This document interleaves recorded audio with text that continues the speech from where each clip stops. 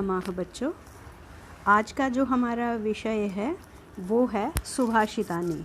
सुभाषित आपको पहले भी पता है, एक बार फिर से बता देते हैं कि सुभाषित होते हैं अच्छे वचन। ठीक है, उन्हीं अच्छे वचनों को एकत्र करके सुभाषितानि पाठ आपका बना है, जिसका पहला श्लोक है आलस्यम। आलस्य यानी आलस ही मनुष्याणाम, मनुष्यों के शरीरस्थो, शरीर में स्थित महान रिपुह, शत्रु। आलस्य मनुष्यों के शरीर में स्थित सबसे महान शत्रु है। नास्त्युद्यमसो, उद्यम समो। नास्ति न अस्ति, उद्यम समो न नहीं, अस्ति है, उद्यम मेहनत या परिश्रम के समो समान, बंधुः बंधु या मित्र, कृत्वा करके, यम जो नावसीदति न अवसीदति न नहीं, अवसीदति दुखी होता। क्या कहने का अर्थ है कि जो आलस्य है यानी कि जो आलस है वो मनुष्य के शरीर में सबसे महान शत्रु है।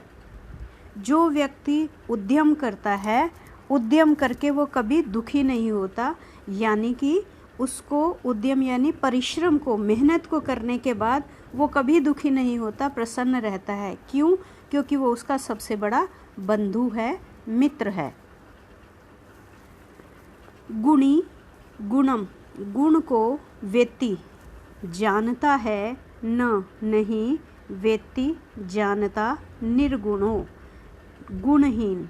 यानी गुणी यानी गुणवान, जो गुणवान व्यक्ति है वही गुणों को पहचान सकता है।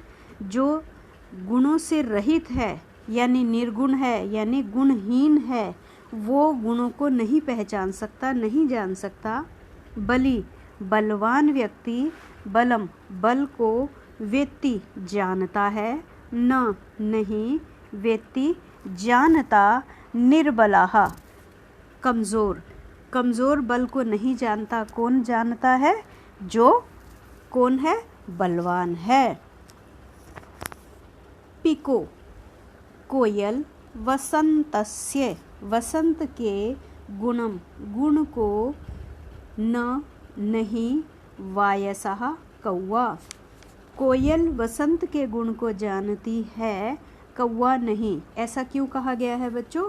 क्योंकि जब वसंत का मौसम होता है तो उस वक्त चारों तरफ हरियाली होती है और आम के जो पेड़ हैं ख़ास तौर से उन पर फूल आ जाते हैं। फूल यानी उसको कहते हैं आम बोरा गए। तो कोयल जो है, जब चारों तरफ हरियाली होती है, अच्छे अच्छे सुंदर सुंदर फूल खिले हुए होते हैं, तो कोयल जो है पेड़ों के, घने पेड़ों के बीच में छिपकर कूकती है।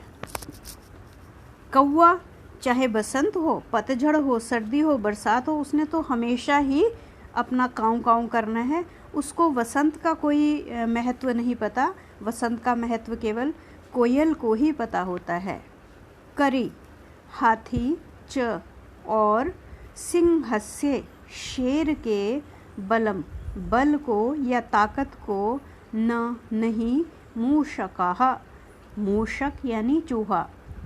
शेर के बल को, शेर की ताकत को हाथी पहचान सकता है, चूहा नहीं पहचान सकता। ये जो है बच्चे, जो जिस चीज़ का गुणी होता है ना, वो उसी चीज़ को पहचान सकता है। अब जैसे एक छोटी सी कहानी सुनाती हूँ कि एक बार एक मज़दूर, जो माइंस होती है ना, खदान होती है, उनमें खुदाई करता है। तो खुदाई करते हुए उसे एक चमकीला सा पत्थर मिलता है। वो अपने घर में लेकर आता है, उसे अपनी पत्नी को दिखाता है। उसकी पत्नी देखती है, कहती है इसको ना मालिक को दिखा दो। मालिक के पास लेके जाता है।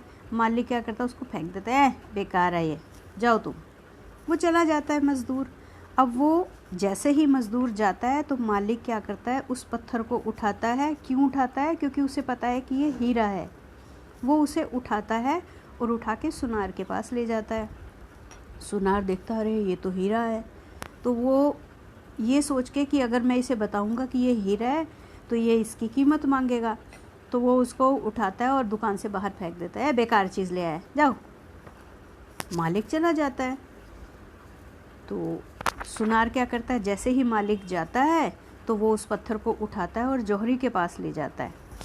अब जौहरी वो होता है बच्चों जो ये हीरे रत्नों की जो पहचान रखता है। तो जौहरी के पास जब जाता है तो जौहरी की आंखें खुली की खुली रह जाती है, क्योंकि वो बेशकीमती हीरा होता है। तो वो उसके मन में भी लालच आ जाता है। वो कहता है कि मैं अगर इसे बताऊंगा कि ये बड़ा कीमती हीरा है, बेशकीमती हीरा है, तो ये पैसे मांगेगा, अरे बेकार है। वो क्या करता है, फेंक देता है। जैसे ही जौहरी उससे हीरे को फेंकता है वो हीरा टूट जाता है। तो जो पुराने समय में ये कहा जाता था बच्चे कि जो व्यक्ति है वो चीज़ों से, पशु पक्षियों से, मतलब नेचर से यानी प्रकृति से बात किया करते थे। तो वो जो है वो हीरा जो है ना, वो जब टूट जाता है तो जौहरी उससे देखता है, उठाता है और अपनी दुकान में ले आता है। उसे बड़ा दुख होता है कि ये क्या हो गया, टूट गया ये तो वहाँ पड़ा हुआ एक ऐसा पत्थर जो तराश कर, जौहरी उसको तराश कर कुछ बना रहा था। तो वो कहता है कि देख भाई, तुझे उसने फेंका, मालिक ने फेंका तो कुछ नहीं हुआ, सुनार ने फेंका तो कुछ नहीं हुआ, लेकिन तुझे जौहरी ने फेंका तो तू टूट क्यों गया, पहले क्यों नहीं टूटा। वो कहता है कि मालिक और सुनार को ना मेरी कीमत नहीं पता थी, लेकिन ये जो जौहरी है ये मेरी असली कीमत पहचानता था। जब इसने फेंक दिया तो मेरा दिल टूट गया और मैं भी टूट गया। तो वही चीज़ है कि गुणों की पहचान वही कर सकता है जिसको उसकी पहचान होती है। ठीक है।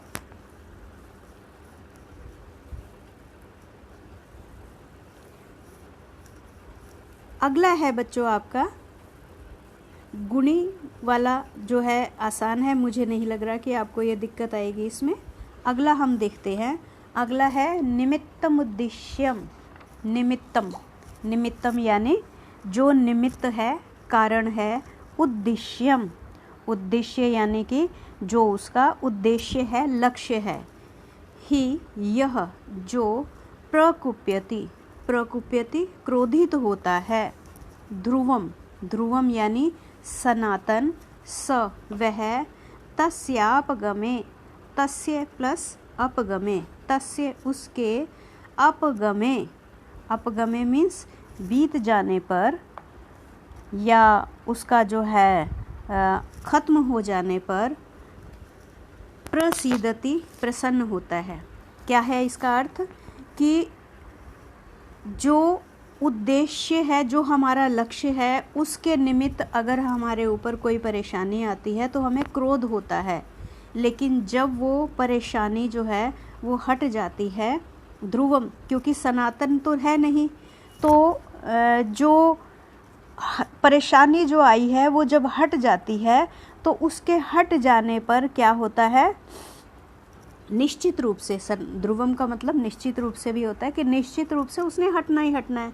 तो जब वो हट जाती है तो उसके हटने पर व्यक्ति प्रसन्न हो जाता है। सभी बात होता है बच्चों, परेशानी आने पर हम घबरा जाते हैं, दुखी हो जाते हैं, लेकिन जब परेशानी खत्म हो जाती है तो हमें खुशी होती है। अकारण द्वेषी, अकारण यानी बिना कारण के, द्वेषी द्वेष करने वाला। मनस्तु, मनः प्लस तु, मनः मन, तु तो, यस्य जिसका है, वह वह, कथम किस प्रकार, जनस्तम, जनः प्लस तम, जनः लोग, तम उसको, परितोषयिष्यन्ति प्रसन्न कर सकते हैं। क्या अर्थ है कि जो बिना कारण के ही दुखी रहता है उसको कोई भी व्यक्ति प्रसन्न नहीं कर सकता। कैसे? अब जैसे तुमने अगर देखा होगा, जब हम किसी से मिलते हैं तो उसको पूछते हैं और भाई क्या हाल है, तो वो क्या कहता है, हाँ ठीक हूँ। या अगर किसी को कोई दिक्कत होती है तो वो कहता है अरे ये दिक्कत हो गई थी अब ठीक है। वो क्या कहता है साथ में कि हो गई थी अब ठीक है। लेकिन कुछ लोग ऐसे भी होते हैं जो कोई टेंशन नहीं है लेकिन फिर भी उन्हें टेंशन होती है कि हाय मुझे कोई टेंशन क्यों नहीं है। तो वो ऐसी चीज़ों को ही सोच सोच के हमेशा दुखी रहते हैं। तो जो बिना कारण के ही दूसरों से द्वेष करते हैं या दुखी रहते हैं, ऐसे मन वाले जो व्यक्ति हैं उनको कोई भी व्यक्ति संतुष्ट नहीं कर सकता। उन्हें आप कितना भी कह लो अरे कोई बात नहीं, ये तो होता रहता है, पर वो नहीं, वो इस चीज़ को नहीं मानेंगे। वो तो बस दुखी रहेंगे कि मैं तो दुखी हूँ बस। तो इसलिए ऐसे व्यक्ति जो है कभी खुश नहीं रह सकते। उदीरितोऽर्थः, उदीरितोऽर्थः, उदीरितः प्लस अर्थः। उदीरितः कहा हुआ, अर्थः अर्थ, पशुनापि, पशुना प्लस अपि, पशुना पशु, अपि भी गृह्यते ग्रहण कर लेते हैं। हयाश्च, हयः प्लस च, हयः हाथी, घोड़े, नागाश्च, नागाः प्लस च, नागाः यानी कि क्या हुआ, हाथी। हय घोड़े को कहते हैं और नाग कहते हैं हाथी को। वहन्ति ढोते हैं, बोधितः जानते हुए, जानते हुए कैसे, उसको पता है कि मुझे ये काम करना है और वो करते हैं और उस काम को वो कर लेते हैं। कैसे कर लेते हैं, क्योंकि उन्हें पता है ये उनकी ड्यूटी है। अनुक्तम अप्युहति, अनुक्तम अपि ऊहति, अनुक्तम बिना कहे, अपि भी, ऊहति, ऊहति मीन्स अंदाज़ा लगा लेता है या अनुमान लगा लेता है। कौन, पंडितों, विद्वान जनाः लोग। जो विद्वान हैं वो विद्वान व्यक्ति क्या करता है, बिना कहे हुए को ही अंदाज़ा लगा लेता है।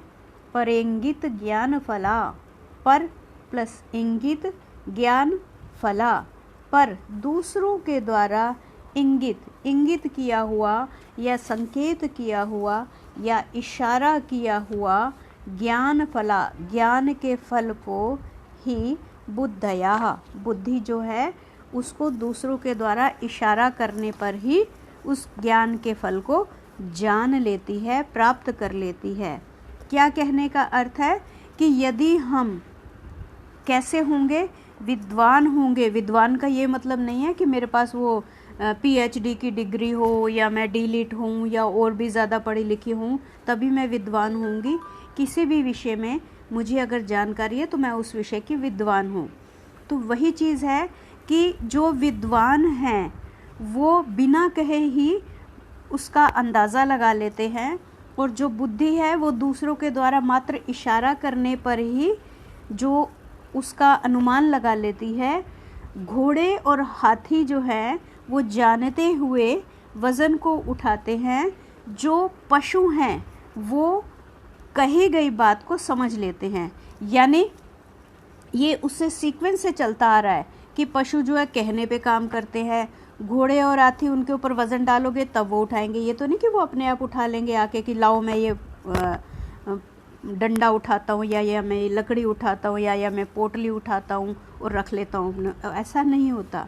तो उसी तरह से जो विद्वान है वो बिना कहे जो है उसका अंदाज़ा लगा लेते हैं, और जो बुद्धि होती है, अच्छी बुद्धि जो होती है, वो मात्र इशारा करने पे ही उस चीज़ को समझ लेती है, उसके फल को प्राप्त कर लेती है।